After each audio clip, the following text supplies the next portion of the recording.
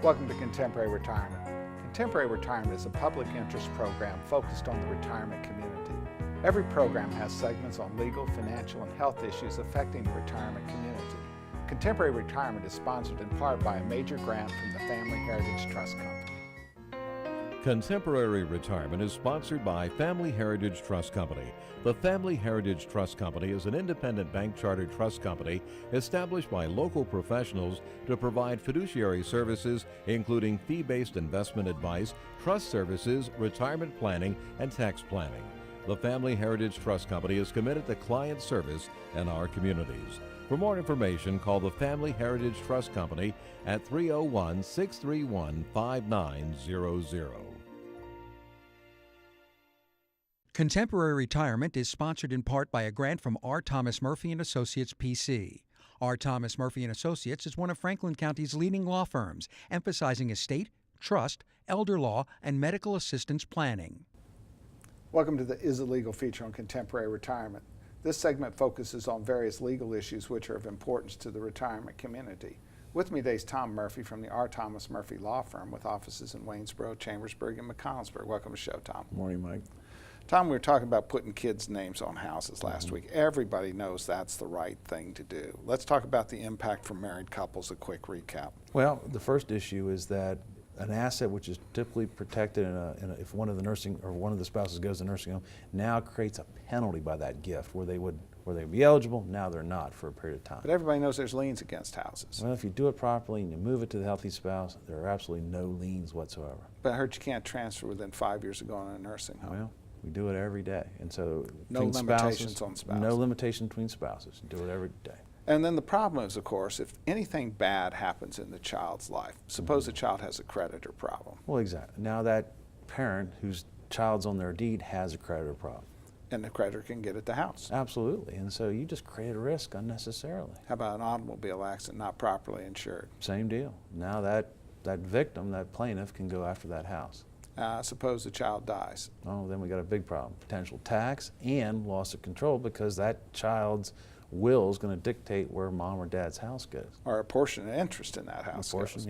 yeah. So it'd be going to their spouse, or it'd be going to minor children. Minor children or anybody, subject to the guardianship of some other person. So, all these issues just start to come out.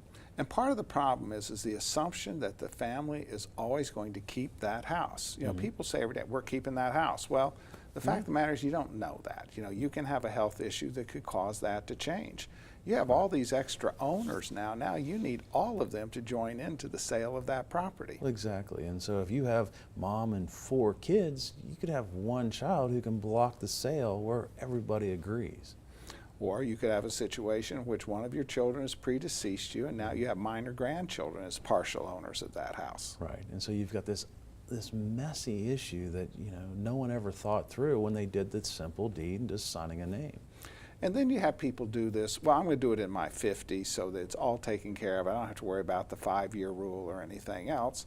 And then the parent says, well, I need to go get a home equity line in order to, build an addition to the house because I need to make it, compatible for wheelchairs and so forth. Who has to sign on that deed of trust for that house? Well, if it's the bankrupt son, the son, or whoever is that joint owner, because they're all going to be bound by that mortgage, and they all have to be creditworthy. And one of the problems is you got children say, I don't want to sign on any loan for the parents' house. Well, the fact is you put them on the property, they now have to sign. Exactly, and that's really difficult for people to understand because they think it's just this little informal thing, but it really has all the formalities and the legal effect when you transfer real estate.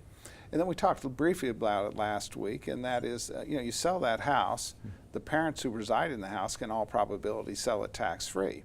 But the child who's not resided with their parents in 20 years, their interest in the sale of the house is subject to tax. Right, and so that means you've got whatever capital gains rate that's going to be applied to that child, and if it's being sold because there is a long-term care issue, that child's able to give back a lot less than if the parents paid no tax. Well, then we have another issue here is that, you have these people's names on the house. You do this life estate deed. Everybody says, well, I'll solve that problem. We'll use the life estate deed. Well, that house needs a roof. Right. Who's supposed to pay for the roof? Well, supposedly the life tenant, mom, dad, whoever's there. Well, they pay the operating expenses, but capital costs would be by the children because they're the real ultimate owners, and they're not going to pony up for a Well, that's the roof. point, is the kids are going, it's not my roof, it's mom's problem. You let her take care of the roof, and so it just doesn't work real well. And then, you know, sooner or later, you know, they end up there wrong. They're not able to stay in that house. So if you subsequently sell that house, some of the proceeds will end up having to go back to the parents, maybe at a time where it's not nearly as beneficial as it would have been had you handled it appropriately to begin with. Right, in most cases, it's not necessary. It's just this extra thing that creates risk, and it's probably not a good idea in most instances. Well, people say, well, we'll just keep it until mom or dad die. Well, then you realize you're sitting there with a house owned by 3 kids waiting for mom or dad to die. You have to make a choice. Are you going to rent it? And if you rent it, you have people in it who are not likely to take care of it. And more importantly, the state's not going to allow you to keep all the rent. Well, exactly. If mom or dad has an interest in it, they are entitled to that income. And so try maintaining a house, pay taxes, and maintain everything else with no way of paying for it except out of your own pocket. And we oftentimes find children, you know, maybe the first 3 months, 6 months, they're okay with it, but they find themselves 3, 4 years down the line on this deal. They've had it, you know, just get rid of that thing. And now some of the benefits that came from the life estate deed then go away. Oh, absolutely. And they start doing the math on their carrying costs and they realize their interest in the place is dwindling pretty quickly. Well, Tom, as always, thanks for taking time to appear on the program. You're welcome. More from Contemporary Retirement after these messages. Few things in life are as important as family. Leave your insurance worries to us. Write Gardner. Call or visit our website to learn how we can make insurance simple and more affordable. Every life that meets its end leaves a heart for love to mend. Sister, brother, family, friends are left to carry on. When the loss seems more than you can bear, it's nice to know that we'll be there at Douglas A. Fiery Funeral Home. We care.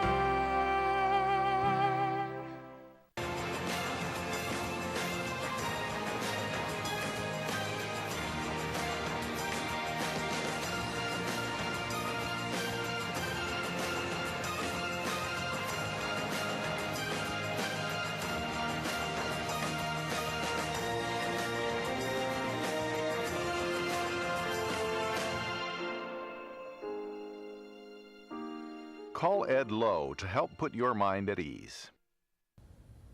Welcome to the special guest feature on Contemporary Retirement. This segment focuses on various issues which are of importance to the retirement community. My guest today is Taylor Oliver, president of Oliver Homes. Taylor, Oliver Homes has been around a long time. That's true. We actually started in 1948. We've been in business now for 67 years. And like I said, we built about 3,000 new homes in the tri-state area. So we're still working at it, improving and doing things a little bit better this year than last year and trying to keep improving what we do. One of the interesting things about your company, I actually met your dad almost 40 years ago, and you know, you're in the forefront of always looking how to build houses better, more efficiently, and more efficiently for the customer as well. I can remember seeing your dad in your factory style being almost the first ones that started building certain components of the house off-site. Yeah, we were actually probably one of the first people to actually do more of the wall panels, and then we are take the wall panels out to the site to set them and that type of thing. It's not a manufactured situation. It's just a matter of we're able to build them in a conditioned area and without weather, without other things that interfere with that. It makes it a little simpler and a little quicker and easier, and I think a benefit. So when you're building those walls, it doesn't matter whether you build it in a dry factory environment or whether you build it out on the site getting rained on, you're still doing exactly the same construction technique. Exactly the same construction. The nice thing is your walls are not getting rained on if you're building them out on the site. And part of the thing that was interesting there is that, you know, I know that you guys have always paid attention to building trends. I know that you're very focused on building energy efficient homes. Correct, that is correct. I mean, we're doing, all of our new homes now have 2x6 exterior walls.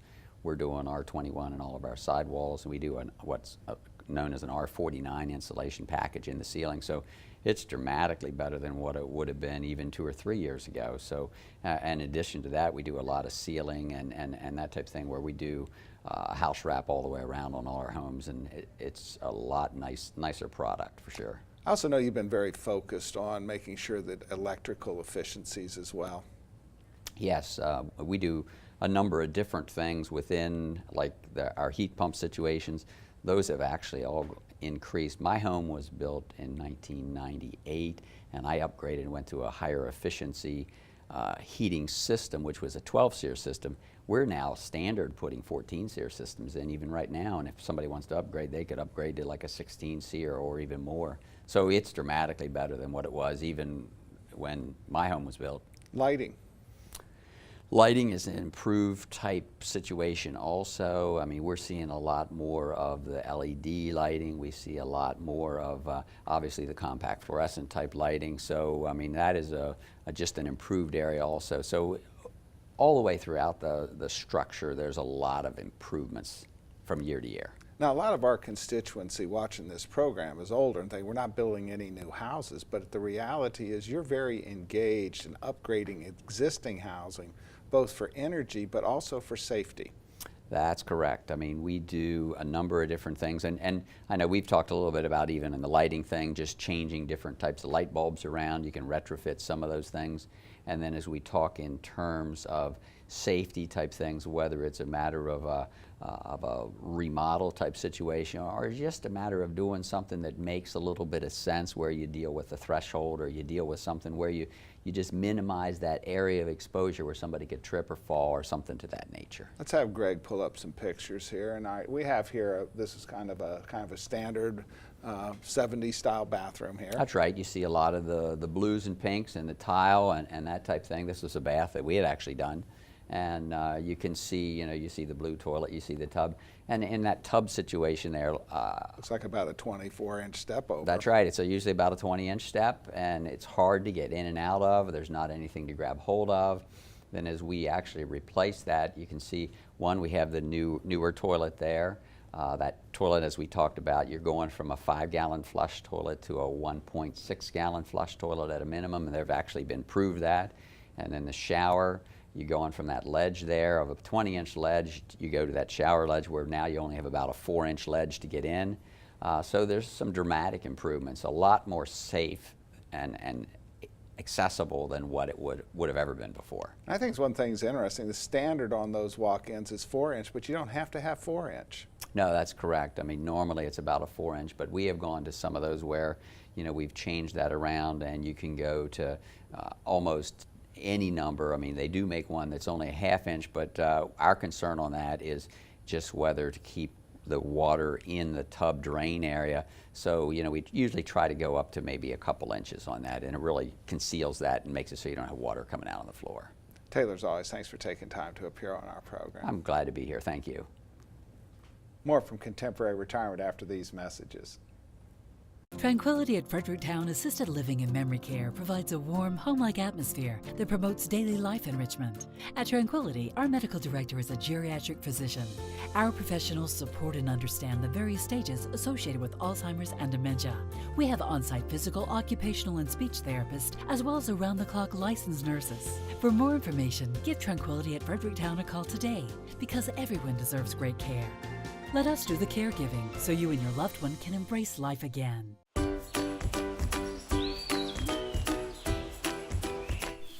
Dad, there's the big one. There's the big one. Just wait. There's the monster. Just one more bid on HurleyAuctions.com. I got it. If you haven't visited HurleyAuctions.com, you don't know what you're missing. Whether you're buying or selling, antique cars, tractors, boats, or real estate, you can do it all at HurleyAuctions.com. Get to know Dr. Carrie Hesley at Diagnostic Imaging Services. What I find most rewarding is caring for women through our Women's Imaging Center. We have a caring staff that will ease patients through an ultrasound, bone densitometry, breast biopsy, or mammogram. Our health team is sensitive to emotions involved in women's imaging and understands that every woman is at risk for breast cancer. Providing the community with a center that is so dedicated to breast health and the imaging needs of women is something special. DIS Women's Imaging Center, providing women with progressive care. Welcome to Contemporary Health Scene. Contemporary Health Scene focuses on the health issues affecting the retirement community.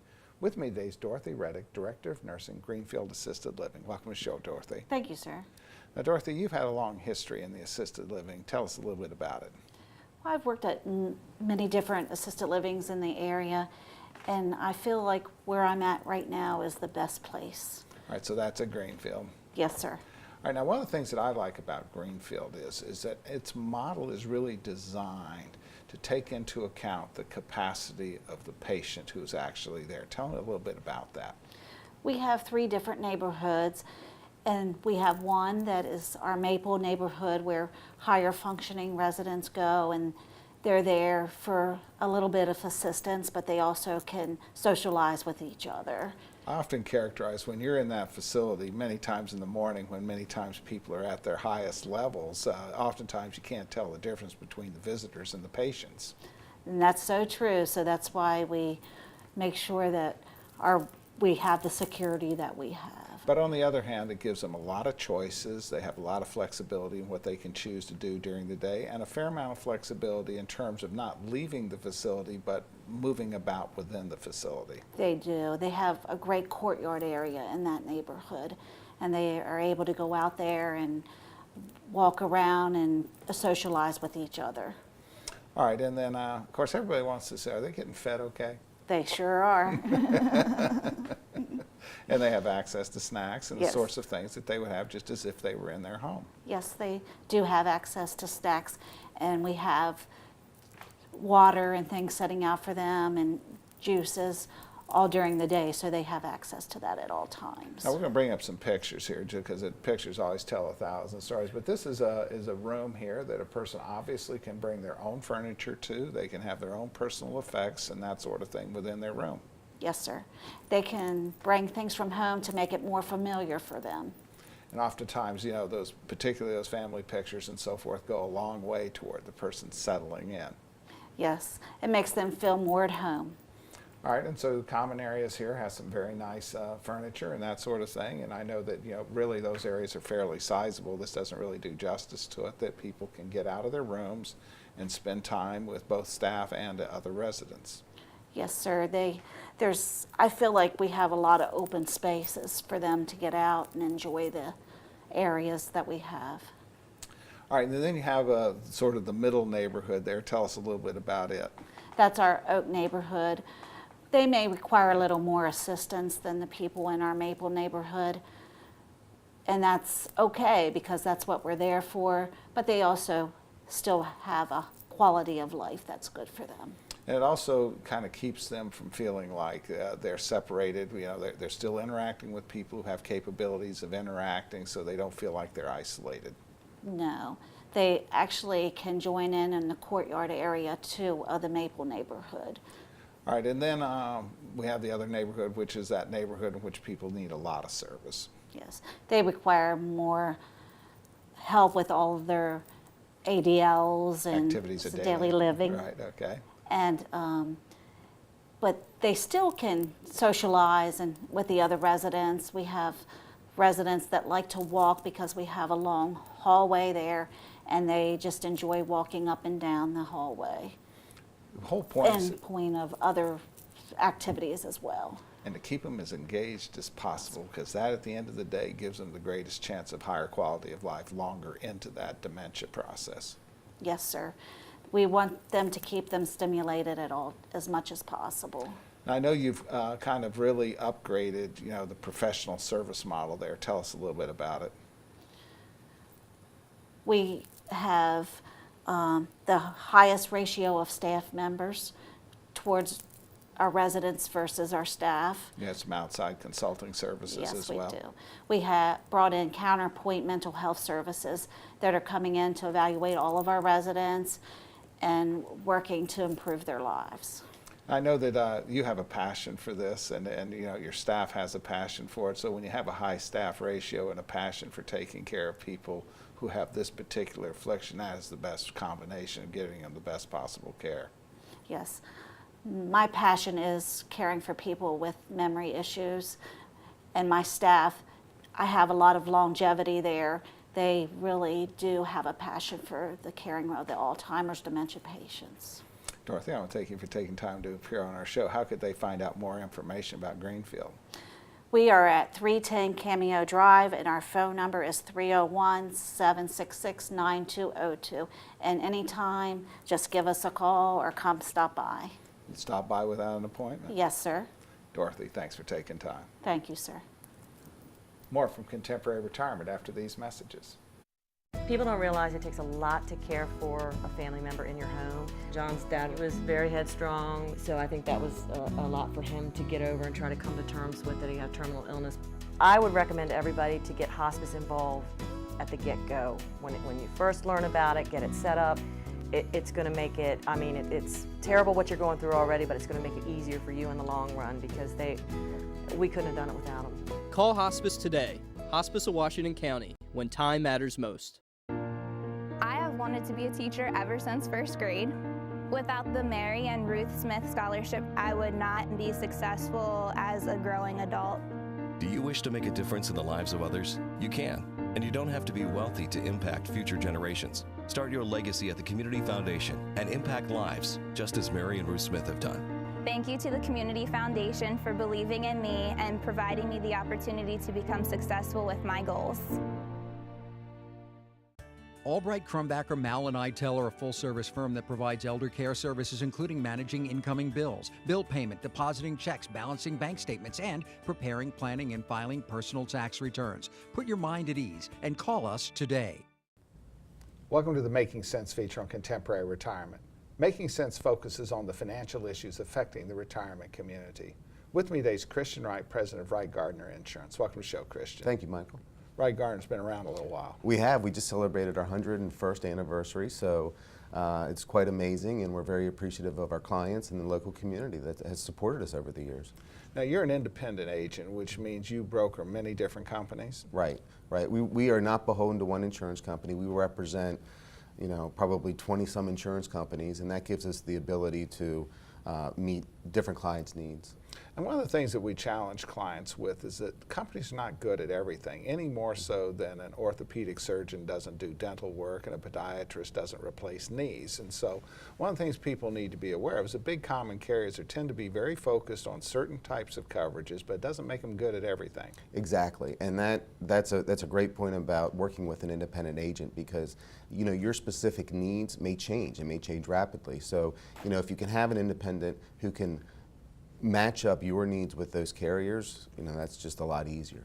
One of the problems we have with the common carriers is that they tend to license their agents to very specific geographic areas, partially designed to protect the agents in adjoining areas, so they're not competing against each other. Well, in our viewership area here, where we have 4 states in very close proximity, that doesn't work very well when people have properties across lines. Right, it doesn't work well, and that can create a very difficult situation for an insured. Now they have to go, in that situation, have to go find another agent, another insurance carrier. Sometimes it's the same company with 2 different agents. It is, and that's really quite frustrating. So now you're paying 2 premiums with the same carrier. You can eliminate all of that by working with an independent agent. And then, of course, we have the snowbirds that own property in Florida. They want an umbrella policy, and if you use the common carriers, you end up with 2 policies. 2 policies, 2 premiums, and you can avoid that by working with an independent.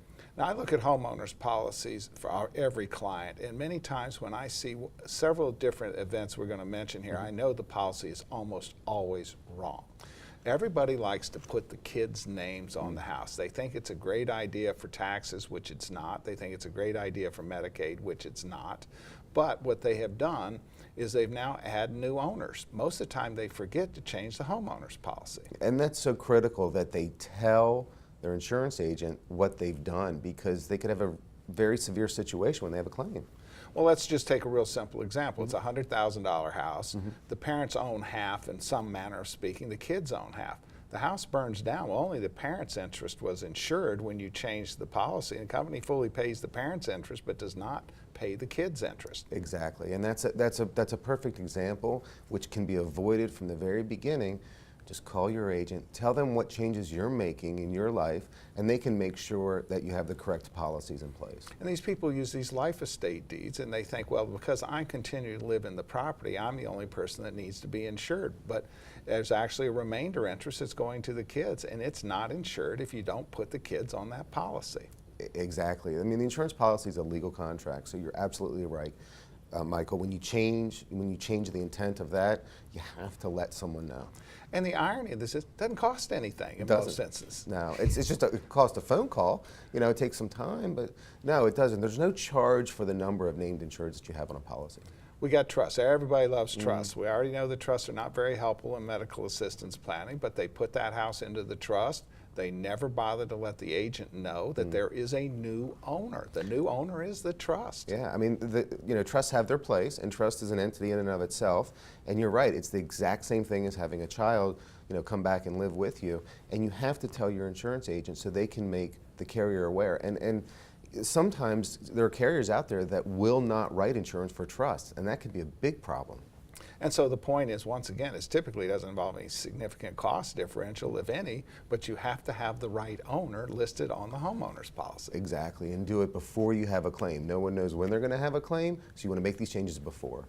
Now, you mentioned children coming home. Oftentimes children do come home in our society today, so that means there's risk exposure to that child being there. They may have personal property that has value. It's not covered under the parent's homeowner's policy anymore. Absolutely not. Only when they are of minor age and up to early 20s and in school. When they come back, no, that's their property, and you need to, again, address that with your agent. Easily addressed, too. If the child has valuables, they can get a renter's policy that covers them, very inexpensive. Well, and the thing with renter's policy is not just the property, Michael. There's another side to it, which is the liability insurance. So, if someone's injured due to the negligence of the child, that tenant policy is going to cover them. All right, so once again, we caution people, any sort of change in the ownership, and it doesn't matter that nothing significant, that furniture didn't move or anything else, you may have had an alteration in your coverage. Exactly. Make that call to your agent. Let them know of the changes so they can take care of you. Christian, as always, thanks for taking time to appear on our program. Absolutely. Thank you from Contemporary Retirement. Remember a more carefree time? Leave your insurance worries to us, Wright Gardner. Call or visit our website to learn how we can make insurance simple and more affordable.